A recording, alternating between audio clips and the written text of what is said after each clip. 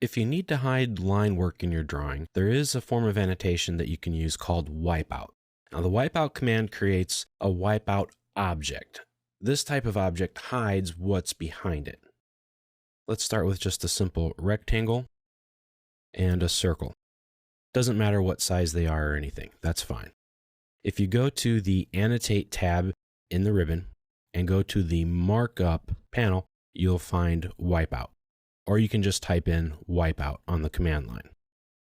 A wipeout will create a shape, and everything behind that shape will be blocked out.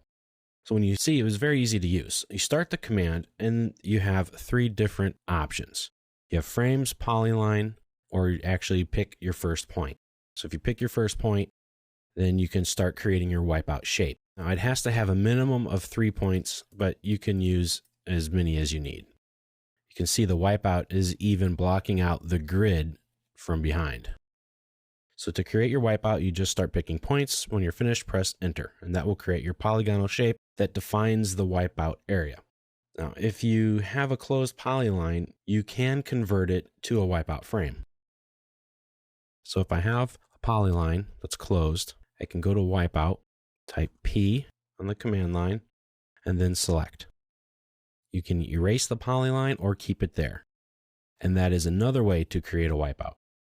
Now that we have our wipeouts, note that these lines are frames, and these frames are going to show whenever you print. So keep that in mind. If you start the command again, wipeout, and this time type in F for frames, press enter, you can turn them on, which is the default. You can turn them off, which means you won't see the frames, but you can tell where the wipeout is because everything's wiped out. Or you can say display but not print. So you have those options. Typically, you're going to want to display them but not print them, because when they are turned off, they're here, but it makes them difficult to find and work with. Now, you can still grip edit them just like you would any other object, but if your grid is turned off, for example, it's kind of hard to see where it is. Now, when you pan or zoom, the wipeouts kind of go away. So that's one way to loosely or quickly check for wipeouts. But you can select them and manipulate them or even delete them. But I suggest that you work with wipeouts with the frames on, but not plot. Now, wipeouts are great for hiding things, but be careful when using them. If you turn the frames off, you can forget that they're there. Or if they're off and another user gets a hold of your file and has to work in it, they won't have any idea that a wipeout is there. I've had that happen before, and it's very frustrating. It can cause a lot of confusion. So I suggest also that you create a special layer called wipeout for your wipeouts. You can call it whatever you want, and then select that to no print. That will also keep that from happening.